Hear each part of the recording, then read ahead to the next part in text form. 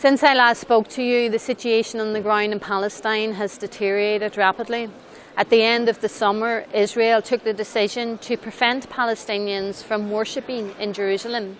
They then saturated Jerusalem with troops and police officers, limiting the Palestinian access to the holy sites. Israeli forces, protected by new legislation allowing them to use live ammunition on demonstrators, used excessive force to try and prevent Palestinians from protesting about the denial of their basic rights. Protests spread right across Palestine as people stood in solidarity with their families and compatriots in Jerusalem and the occupied Palestinian territories.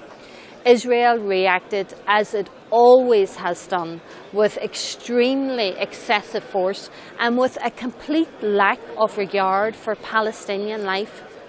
Violence has spiralled and there has been numerous casualties. For instance, at the start of this month, Israeli forces have murdered at least 30 men, women and children, and a young infant, a 2-year-old. They have wounded with live fire over 1,400 people, including at least 20 people with dum-dum bullets. Israeli authorities have arrested and imprisoned hundreds of Palestinians and are holding them in horrific conditions.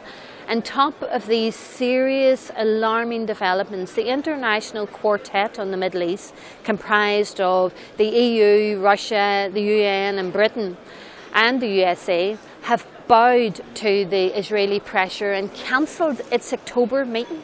This cancellation comes at a time when a meeting is most needed. This action seriously calls to question the commitment of the international community to revive the peace process.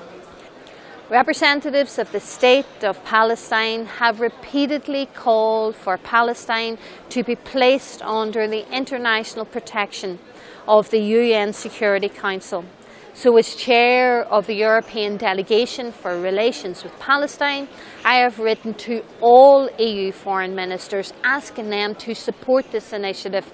After all, the occupiers don't protect the occupied. The international community must step up to the mark and do what it can to guarantee the fundamental rights of the Palestinian people and help de-escalate the current tensions in the region. Palestine cannot remain the exception to the responsibility of the international community to protect civilians from such atrocities and extreme breaches of the international humanitarian law. Each day that passes, innocent lives are lost, as is the hope that a peaceful two-state solution is achievable in the future. The longer the international community sits on its hands and watches from afar, the more difficult peace will be to achieve.